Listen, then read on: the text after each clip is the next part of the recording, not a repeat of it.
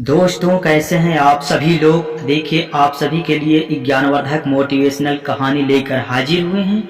दोस्तों, अभी तक इस चैनल को नहीं सब्सक्राइब किए हैं तो कर सकते हैं। इसी तरह मोटिवेशनल कहानी आपको इस चैनल पर देखने को मिलेगा। तो चलिए बिना देर के स्टार्ट करते हैं कहानी को। नो बकवास नो क्लिक वेट। दोस्तों, तो यह कहानी तुलसीदास और उनकी पत्नी की कहानी सबसे ज़्यादा लोकप्रिय है। तुलसी कई दास की पत्नी का नाम था रत्नावली। रत्नावली अपने मायके चली जाती है। कुछ दिनों तक तुलसीदास रत्नावली के बिना रह लेते हैं, किंतु जैसे जैसे समय बीतता जाता है उन्हें रत्नावली की याद आने लगती है।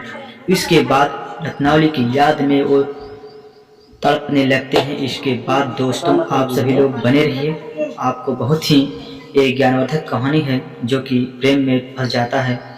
इसके बाद काफी महीने बाद तुलसीदास निर्णय लेते हैं कि कुछ भी हो जाए मैं रत्नावली से मिलकर ही आऊंगा। उस समय तेज बारिश हो रहा था।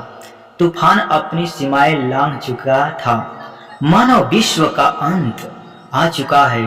पशु पक्षी बरसात और देश तेज तूफान के कारण मारे जा चुके थे।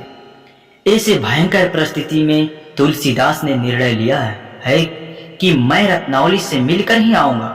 तुलसीदास ने ऐसी परिस्थिति में रत्नावली से मिलने के लिए रवाना हो गए। तुलसीदास रत्नावली से मिलने के लिए उन्होंने मृत व्यक्ति को नाव समझकर नदी पार कर और घर के बाहर पहुंच गए।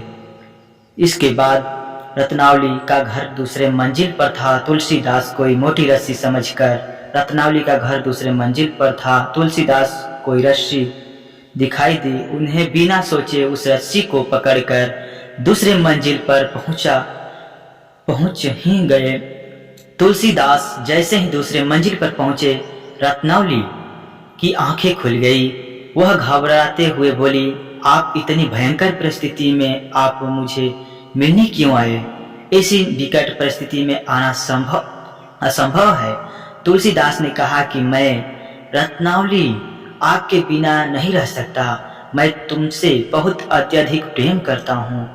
यह सुनते ही रत्नावली ने कहा, इतना प्रेम मुझसे ना करिए। आपने सांप को रस्सी समझकर उसके सहारे आप यहाँ पर आए हो। मैं तुझसे बहुत अधिक प्रेम करता हूँ। यह सुनते ही रत्नावली ने कहा, इतना प्रेम मुझसे ना करिए। आप अपने सांप को रस्सी समझकर उसके सहारे आप यहाँ पर आए हो। आपने इतना ही प्रेम प्रभु श्री राम के लिए किया होता तो साक्षात भगवान आपको प्राप्त हो गए होते।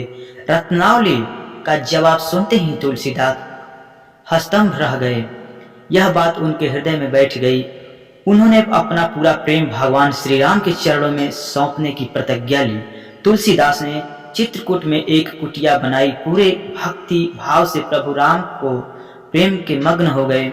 उनकी भक्ति भाव और प्रेम की लगन को देखकर साक्षात राम जी और हनुमान जी का उन्हें मिलने की आना ही पड़ा। दोस्तों, श्री राम जब आते हैं। जय हिंद दोस्तों, आप इस तरफ देखिए।